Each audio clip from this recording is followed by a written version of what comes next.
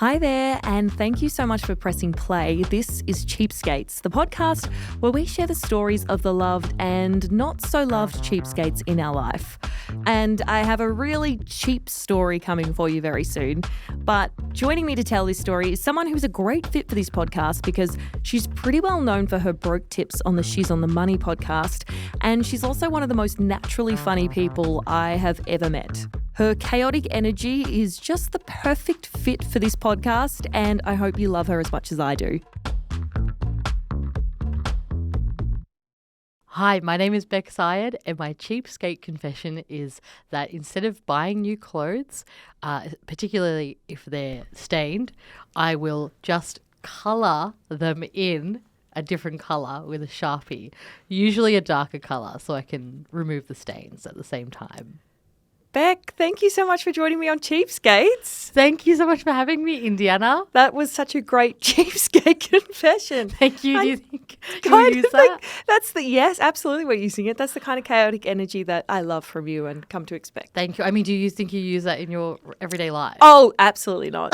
But, you know, if I'm ever in a pinch, at least I know that's happening. Bec, if you had to pick a mode of transport that you would like to use the least, what would you say? Least. I would say, I think I'm not going to say bus because I feel like I know that a lot of people don't like bus, but I kind of like bus. So, but what I'm going to say is, does this include like Razor scooter? Say what you feel because I don't think this is going where I thought it was going to. Oh, okay. Well, I was going to say like, because I like anything motorized. I don't hate it. But Razor scooter or longboard, I don't like. Okay, that is fair and not where I thought this was going to go. Okay.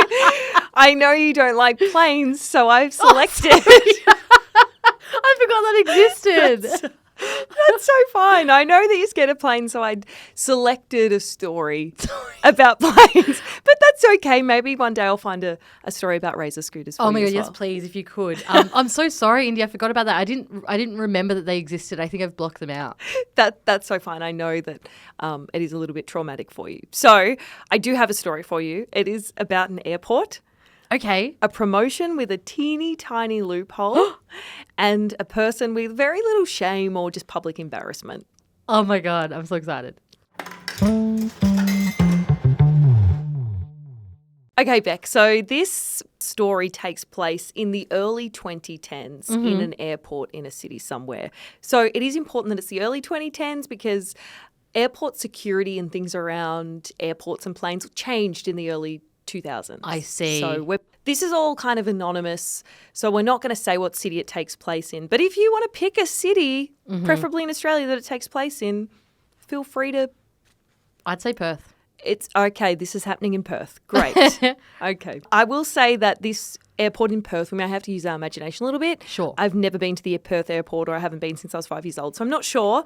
But this airport in this scenario, so Perth's airport, it's a pretty big airport. There's lots of flights per day, lots of back and forth, people going on holiday, people taking business flights, people doing whatever other reason you take flights for.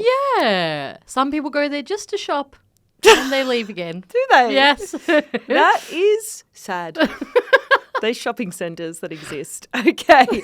So this takes place in a domestic terminal, I guess you could say. Now, recently one of the airlines had a bit of a PR issue. Well, that's what I'm assuming happened because they've got this big, crazy promotion, right? Recently in 2010s? Recently in the 2010s, yes. Okay, so we're you. in the 2010s. Got you. So what has happened is that they've got this great promotion where if you sign up for a credit card and cross-reference it with your everyday rewards card and spin around 3 times and clap your hands 5 times, you get a very free or very cheap discounted domestic business flight. Amazing. Amazing, yes. Okay. And with the business flight, this flight that you get, you also get access to, the VIP terminal, which is pretty much where the entire story takes place, in a VIP lounge. Oh my gosh, we love a VIP lounge. Yes, well, I know that you've been to one recently because we went there together for your very first VIP lounge experience and we were like 2 little pigs. Oh my gosh, I don't know about you, but I almost cried.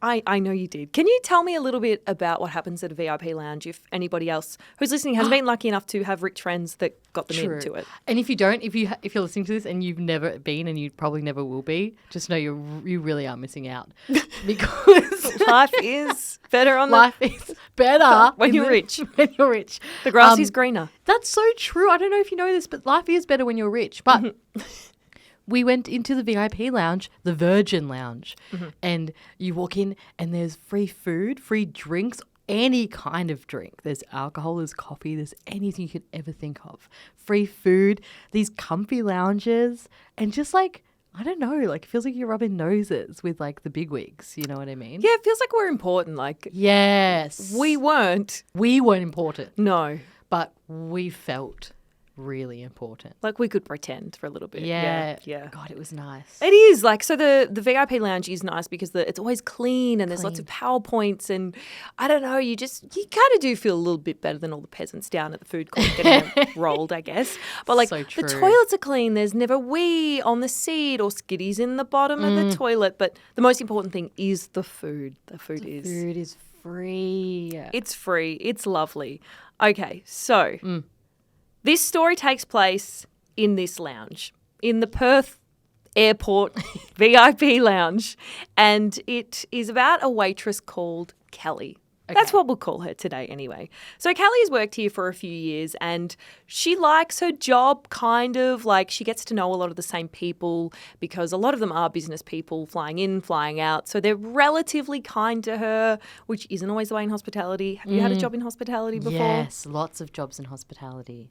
And everyone's usually mean. People are mean. Yes. People are mean. Yes. But there's some nice ones. So it seems like Kelly's had some nice ones. Yes, I'm sure that she's had some hard days as well. But yeah, there's something about working in hospitality where people think that you're absolute shit for some reason. Yeah, they kind of think you're a servant or a slave or something like that. But but you're literally just like trying to make money. Exactly. You're So just there weird. trying to make your $24 an hour, whatever it is. Hospitality is a hard job. That's probably the hardest job I've ever had. That's good pay. Wow, I'm out of touch. You're one of the ones that are mean to hospitality. Yeah. I'm like throwing hot coffee in their face. Yeah. I can Keep so them see in that. line. Yeah, you that gotta is very on brand for me. keep him in line. That is so on brand for you. It You are the is. meanest person I know. Thank you, I try.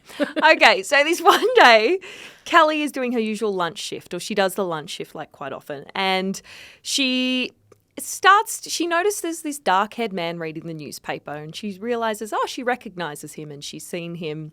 I think she saw him yesterday and earlier in the week. So this is the third time she's seen him this week, which isn't totally unusual, but it is a bit unusual to have somebody flying out 3 times from the same domestic airport. Oh, I see. What I mean? Like, so he's obviously, maybe he's doing a day, especially if it's at Perth.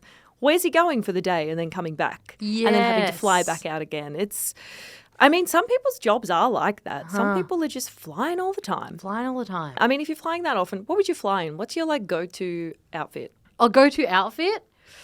I'm going to have to wear a pad, I think, because have you ever had Like menstrual pad? Yeah, like a menstrual Okay. pad. It's just, I always get so sweaty, you know, and gravity works in such a way where it starts to pool.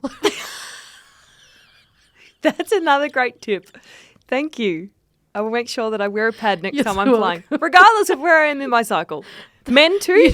Yeah, men too, honestly. Okay. You don't have to be on your period. I just think that the sweat will. I was expecting like fuzzy socks or like comfy pants. Compression socks and pads. That's good to know.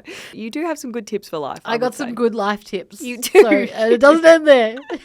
Okay. So when this man returns the next day around the same time, so around lunch again, this is when she realizes she's seen this man 4 times in a week. And this is really strange. Yeah. That is like he's catching a flight every second day from the same airport. Very unusual. The next week, Kelly's on shift with her favourite bestie colleague, Raj. Let's call him that anyway. So she mentions to Raj, she sees this dark-headed man again, reading the newspaper, eating his lunch around the lunch shift. And she mentions to Raj and said, this guy was in 4 times last week, flying out of the same airport at the same time. Do you think that's really strange? And he's like, funny you should mention that because every lunch shift that I've done over the last 2 weeks, he's been here. Huh. That is really, really bizarre. He didn't think to mention that earlier. This is the first shift they've had together. Oh, they've only just crossed paths. Since Okay. they've realised this guy. So he was like, even I did a weekend shift and he was still here at lunchtime. So that's Okay. like, I mean, some people's business is like, business doesn't end at 9 to 5 or Monday to Friday. They're just always businessing. Huh. And he could be one of the business guys. Like Sure. he's just in his slacks and a shirt. He's not in a suit or anything, but, you know, could be business. How would you go if you had to get on a plane every day? Because I know you're scared of planes. I'm very scared, Indiana. I'd be riddled with anxiety, so I'd probably be in there too every single day, eating free food and trying to disassociate as much as possible. That's fair. That's what I would be doing. It's probably what he's doing. So you think that he could potentially be a nervous flyer? Maybe he's nervous. Yeah, that makes sense. And Planes he are scary. wants to eat so much that he dies before he gets on a plane. Maybe. Or maybe goes into a food coma. Or food coma. Yeah, So, yeah. That's actually like more likely that he's trying to do that. potentially. I mean, he might be wanting to eat so much until he dies. Yep. I think that's what it is. That's one plan. Definitely sounds like it. This one day when Kelly and Raj are working together, they see him again. Same time, same slacks. I don't know for sure, but I'm assuming that he's wearing the same outfit every day. But he doesn't smell. He's clean. Oh, Quietly sitting there, eating his lunch, reading the newspaper. he's no bother. He's no bother at all.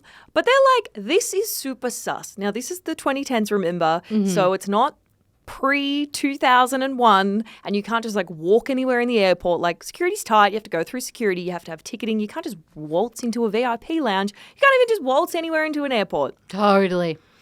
So they're like egging each other on. They're like, go up and ask him. Like it's more than fine protocol to ask for a ticket to show that like, Even the hospo workers. yeah, I mean, they're waiting these people. So if they're like, it's fine for them to say, do you have a ticket? So they're like, oh, you do it, you do it, you do it. Finally, sure enough, Kelly bites a bullet and was like, fine, I'll do it.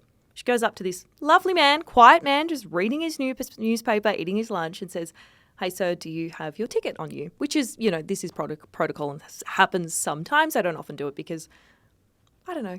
It's Awkward. uncomfortable. Yeah, it's Yeah, it's a bit uncomfortable. awkward. Yeah. Anyway, he pulls out his ticket and sure enough, he's got a flight for a little bit later on that afternoon. Like, no worries at all. No worries at all. Okay. So he is flying Yeah. every day. And at this stage, he's not doing anything wrong. It's just weird. Yeah. Okay. I mean, it's not illegal to be weird. It depends. Yeah, that's true. It does depend. Depends. There is It's so one. wise, Cindy.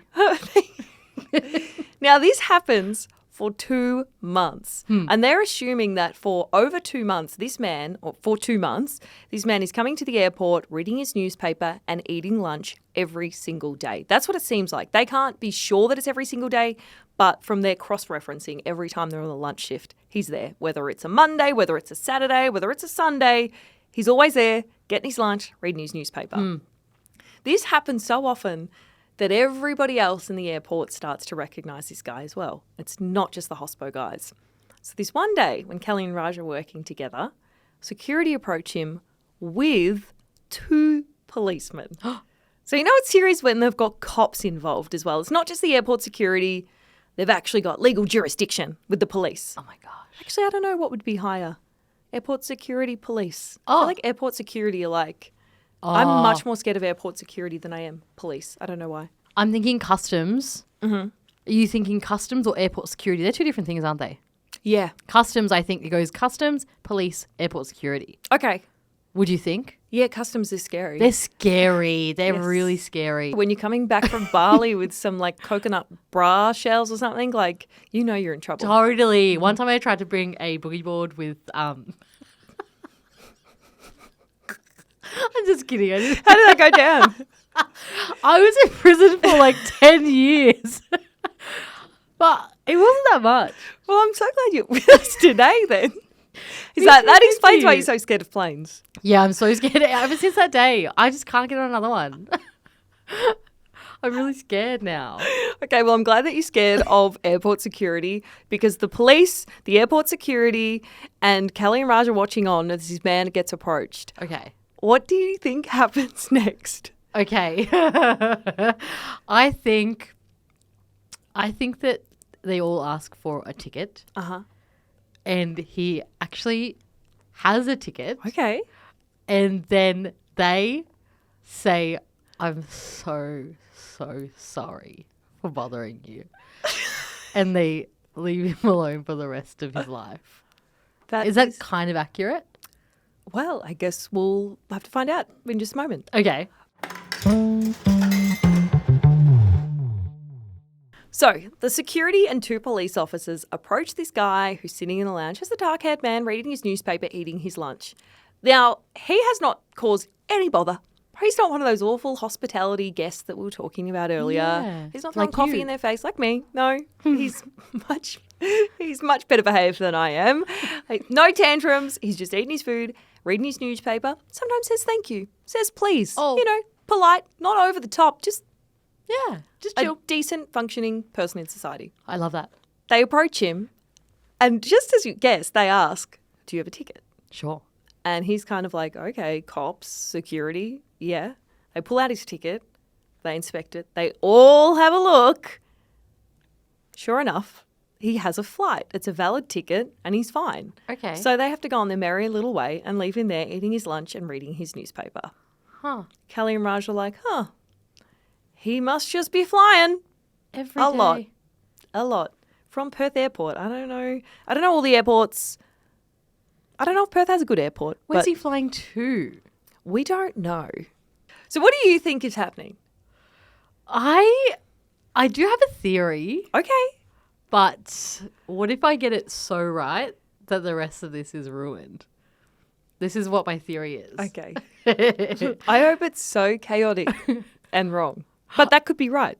Oh, I know. I think, okay. Okay. I think it is going to be right. Okay.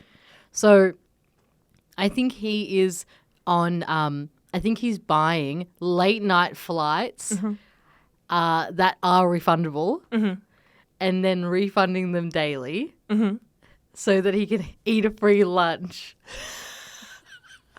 I mean, the show is called Cheapskates. Pretty close. Pretty Okay, close. Okay, so this happens for about 9 months. 9 or 10 months. Wow. Everybody knows this guy now because he's going through security every single day. Security, hospitality, the cleaners, everybody knows this guy because he comes in at the same time every single day. So no matter what your shift is, you're probably going to see him at some stage, especially over the course of like 3/4 of a year. I see. Now, one day Kelly realizes when she's on the lunch shift, she doesn't see this guy. The next time she's on the lunch shift, she doesn't see him either. Oh my God. So for 9 months, he's been doing the same thing every single day up until this one day where she just doesn't see him anymore. Oh. That's when the gossip through the airport starts to spread. Now, what do you think, like what workplace do you think has like the best gossipers? Oh, The most gossipy. gosh. That's a good one. So in my time, I've worked in hospo, I've worked in offices, I've worked in many different things. The best goss is office goss, I think. But you would think that airplane goss is better because there's so many different terminals, so many different places to be, so many different people walking through, Yes. so many different possibilities for gossip to arise. Yes. Yes. Yes. I mean, potentially. I'm like, hairdressers also. They're pretty good. Oh, hairdressers, great gossip. Hospital goss? Hospital goss would be good. Nurses know Yes. stuff. Jail goss. Joke. Oh my God. I do know. You were there for 10 years. I do know, actually. That is the best goss so far. But I think it'd be very good. That'd be very... Office goss is pretty good too. Yeah. Juicy.